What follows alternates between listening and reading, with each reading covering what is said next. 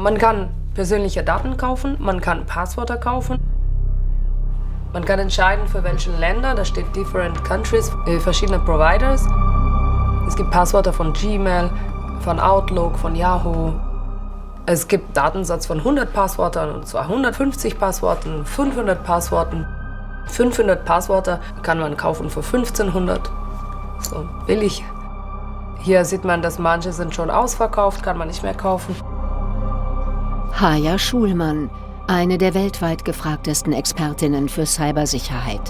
Sie zeigt uns Marktplätze im Darknet, dem Teil des Internets, der Usern absolute Anonymität garantiert. Neben Waffen und Drogen gibt es zum Beispiel auch gehackte Passwörter von Unternehmen, Accounts oder von Online-Diensten. Man kann auch Hackerdienste und Dienstleistungen kaufen oder mieten, wie Schadsoftware. Für Spionage, Sabotage oder die Verschlüsselung von Daten. Also schlimme Sachen. Und in unserer Forschung dann untersuchen wir das und wir schauen, wie es sich entwickelt, welche Angriffsvektoren es gibt, wie die Schadsoftware aussieht. Manchmal findet man hier Daten von Organisationen, die wissen noch nicht, dass sie angegriffen wurden. Es war im Fall von Uber-Hack. Das ist Fahrvermittlung Dienstleister in den USA, wurde gehackt. Man sah die Daten im Darknet, ich denke 2-3 Tage bevor der Angriff bekannt wurde, bevor Uber wusste, dass sie angegriffen wurden. Haja Schulmann erforscht, wie Angreifer dabei vorgehen. Sie bezeichnet sich selbst als ethische Hackerin. Nur die Techniken sind die gleichen wie bei den Kriminellen. Hacking heißt, dass man die Systeme wirklich so gut versteht, dass man weiß, wo man reinkommen kann und dann, wie man das tut. Ihr Spezialwissen ist weltweit gefragt. Hier demonstriert sie deutschen PolitikerInnen und der Öffentlichkeit, wie ein Hackerangriff erkannt und ausgeschaltet werden kann. Haja Schulmann ist Leiterin eines Fachbereiches des größten Forschungszentrums für Cybersicherheit in Europa, in Darmstadt. In der Cyber Range können Unternehmen oder Institutionen den Ernstfall trainieren. Einig sind sich alle. Deutschland muss beim Thema Cyberabwehr schneller und besser werden, denn die Hacker nutzen jede Lücke. Die Bedrohungslage in Deutschland ordnen wir als besorgniserregend ein. Besorgniserregend heißt, dass wir regelmäßig Angriffen ausgesetzt sind, regelmäßig auch erfolgreiche Angriffe erleiden, und zwar auf sehr vielen verschiedenen Ebenen. Claudia Plattner ist die Präsidentin der deutschen Behörde, die für Cybersicherheit verantwortlich ist. Jeden Tag erstellen hier Expertinnen und Experten ein Bild der Lage. Welche Angriffswellen gibt es derzeit in Deutschland? Welche weltweit? Wer ist betroffen? Wer muss gewarnt werden? Wer braucht Unterstützung bei sogenannten schweren Sicherheitsfällen?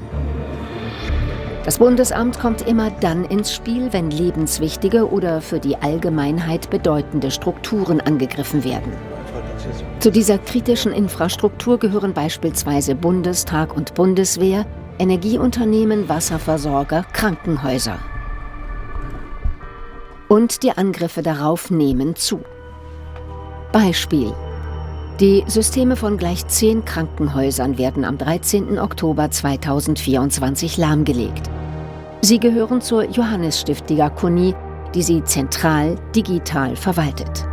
Die Hacker gelangen in das System und verschlüsseln alle 600 Server. Patientendaten, Befunde, Laborergebnisse, nichts geht mehr digital.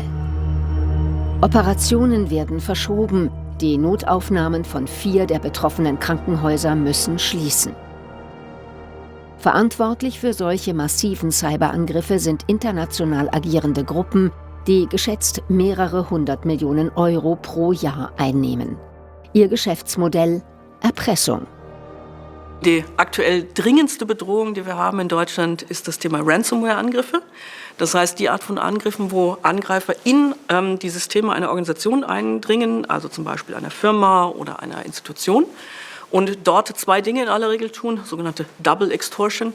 Das heißt, zum einen stehlen sie Daten und drohen dann mit Veröffentlichung. In aller Regel sind das auch sensible Daten. Oder der zweite Fall, dass man als Angreifer die Systeme verschlüsselt. und Lösegeld fordert. Oft geht es dabei um Millionenbeträge, zahlbar in Bitcoins. Wie die Hacker dabei vorgehen, das zeigen uns Haja Schulmann und ihr Team. Sie nutzen Schwachstellen im System. Im Internet gibt es lange Listen solcher potenziellen Einfallstore, die öffentlich zugänglich sind. Das kann man hier gleich sehen, dass ich hier eine Liste finde aus 963 kritischen Schwachstellen, die veröffentlicht wurden. Für Hacker häufig der Ausgangspunkt ihrer Angriffe. Dabei dienen die Listen eigentlich dazu, Schwachstellen schnell schließen zu können und Updates zur Verfügung zu stellen. Eine Schwachstelle, die ich ausgewählt habe, heißt Log4Shell und ist eine der schwersten Schwachstellen, die jemals öffentlich wurden. Denn sie ist in unzähligen Anwendungen verbreitet. Mit einem automatisierten Scan-Programm kann im Internet nach Unternehmen oder Institutionen mit dieser Schwachstelle gesucht werden. Viele verschiedene Angriffe sind bei dieser Lücke möglich. Der schwerwiegendste: Mit ein paar Hackertricks ist es möglich, das Passwort des Administrators auszulesen, also unverschlüsselt angezeigt zu bekommen. Da dieser alle Rechte im System hat, können so von Angreifern alle Daten eingesehen, manipuliert, gestohlen oder verschlüsselt werden. Viele große Unternehmen waren betroffen. Viele Systeme wurden erstmal abgeschaltet zur Sicherheit. Und die großen Systeme, also Facebook, Twitter und so weiter, haben dann schnell gepatcht, also schnell die Schwachstelle geschlossen durch ein Update. Aber bis heute sind immer noch viele Systeme angreifbar, die eben nicht so gut gemanagt werden, weil sie zum Beispiel das Update nicht einspielen. Mehr Digitalisierung bietet Angreifern mehr Möglichkeiten. Unser Ziel ist, die Schwachstellen zu finden, bevor die Hacker sie finden.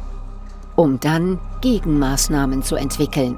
Dazu braucht es ein tiefes Verständnis, wie IT-Systeme funktionieren, wie kriminelle Hacker arbeiten und manchmal auch unkonventionelle Methoden.